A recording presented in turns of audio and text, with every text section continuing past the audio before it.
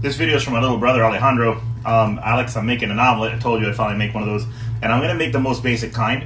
I know how to make French omelets, Japanese omelets, but I'm going to use the standard Denver or diner style rather omelet. So I just finished cracking 3 eggs. If I'm doing breakfast, I only use 2 eggs. If I'm doing dinner, then I go ahead and do 3.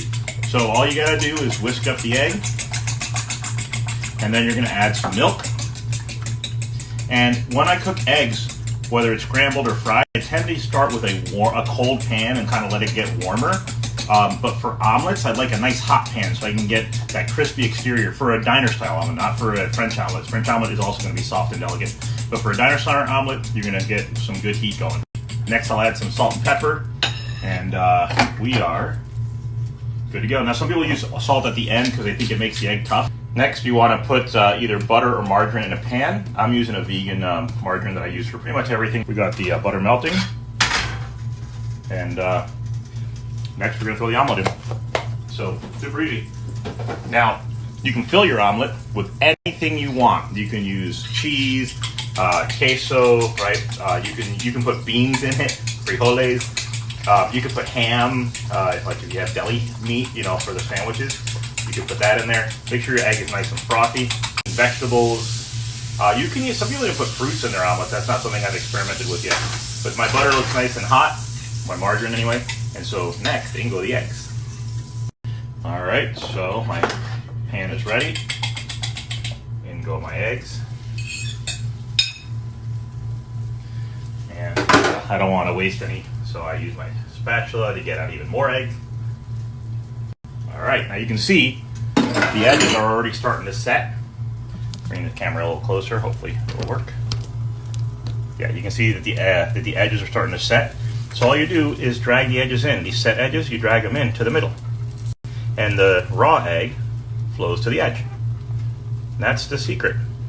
And you keep doing that until there's no more raw egg flowing into the gaps. So you can see like there, no egg flowed in, but I just tip it and then I fill it in. And I just keep doing that. Drag it in from the edge, fill with the raw egg, and soon they'll be done. Now we'll be having to make a choice soon as to whether we want to do a tri-fold or a half moon. All right, so if you look closely, you can see that egg is nice and set. There's a little bit of raw egg just here and there, but that's gonna continue to cook after I fold it. So now put in whatever toppings you want. I'll put in Lisa's favorite, American cheese. And then, again, you can choose, do you want to do a half moon or do you want to do a tri-fold? So a half moon is easier, you just fold it in half, right? So that's pretty good. If you like your omelet nice and dark, you might want to take a peek. Yeah, mine is blonde, and that's kind of how I like them. I'll let them go a little bit longer so it gets some brown on it just for the picture. I like the blonde one myself. In eggs, specifically with girls, well, let's just not go there. It's time to get the omelet out, and you can see it's totally sliding in this pan, no problem. So to do a half moon, you just tip your pan like this, you slide it, and when half the egg is out, you flop the other half on top. You don't even need a spatula. I'm going to go ahead and do this one because I think it's the easiest one, and I think that's what my bro is looking for is easy. So you can see it's half out of the pan, and now I just fold it on top of itself. And look at that. Now some people like to finish this by rubbing a little more butter on it. This is plenty of butter I can see there. But take a look at that, Alejandro. A half moon omelet. Very, very easy. Put anything you want inside of it. Me, I happen to have made a cilantro pesto with hazelnuts instead of pine nuts, which is typical.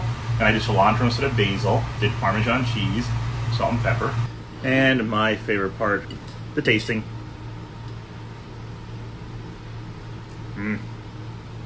I've never had pesto on an omelet before.